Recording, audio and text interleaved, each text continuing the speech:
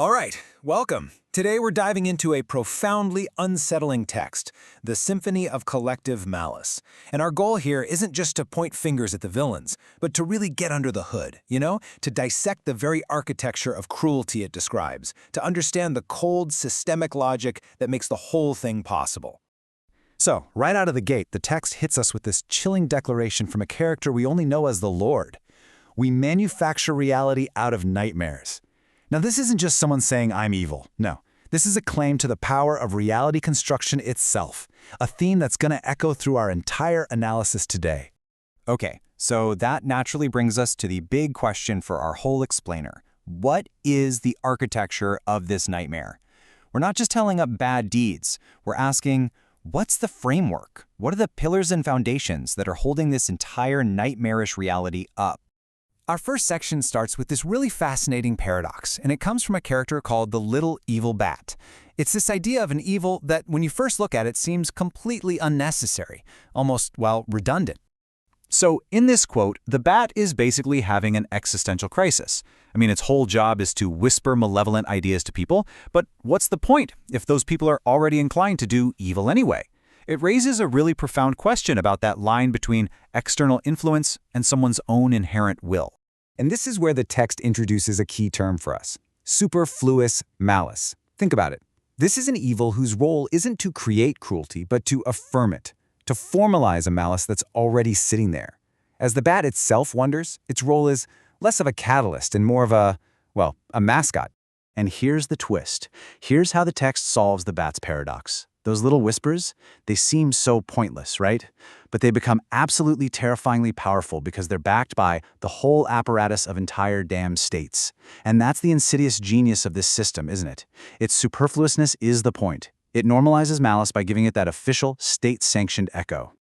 Okay, let's build on that. For our second section, we're going to see how this whole idea escalates. We shift from the little evil bat to the perspective of the assault droid, and the focus zooms out from individual malice to the raw, terrifying power of the collective itself. You have to pay close attention to the droid's words here. It's speaking with this joyful glee about the power of the group. And that word, emergent, that's key. It's not just a sum of its parts. In the droid's view, the collective becomes something new. A monstrous being, a titanic demon, with a will all its own. Yeah, and this is what it really boils down to, right? The text draws this incredibly stark contrast. On one hand, you've got the individual. They're vulnerable, they have limited power, they might hesitate. But the collective?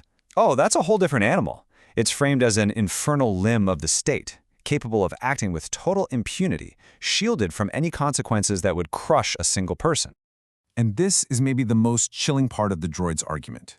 The source of this monstrous power, it isn't some evil genius at the top pulling the strings. Nope. The droid argues the cruelty is already latent within the members themselves. The collective doesn't create the malice, it simply unleashes it.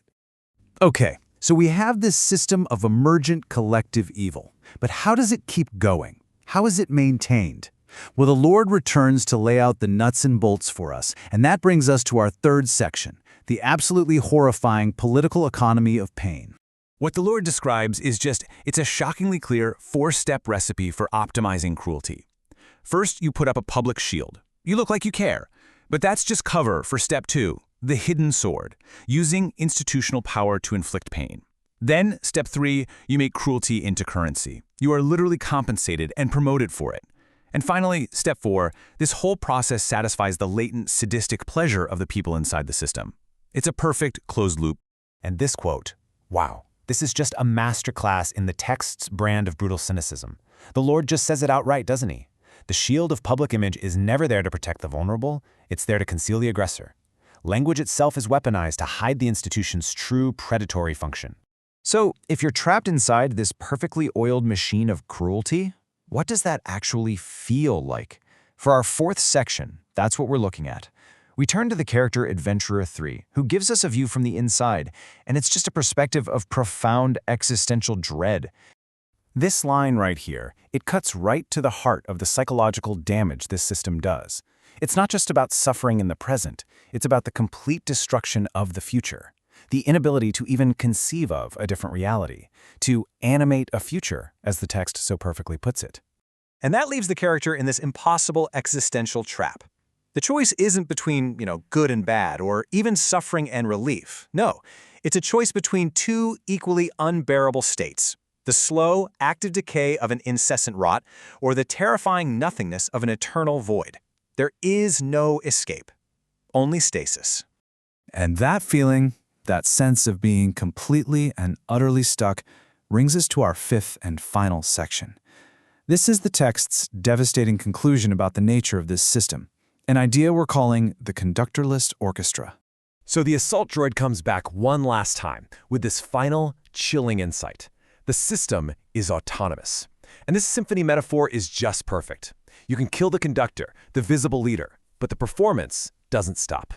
And that is the absolute key takeaway here. The violence isn't directed by a single will. It is emergent, decentralized, and built into the very structure of the system. The musicians, the members of the collective, already know the music. The cruelty perpetuates itself. And so this is where the text leaves us. By insisting the symphony is conductorless, it forces us to look away from individual leaders and toward the collective itself. It completely reframes the question of responsibility, leaving us with one final, deeply unsettling thought. If there's no conductor, who is writing the music? Is it possible that it's written by everyone, and therefore by no one at all?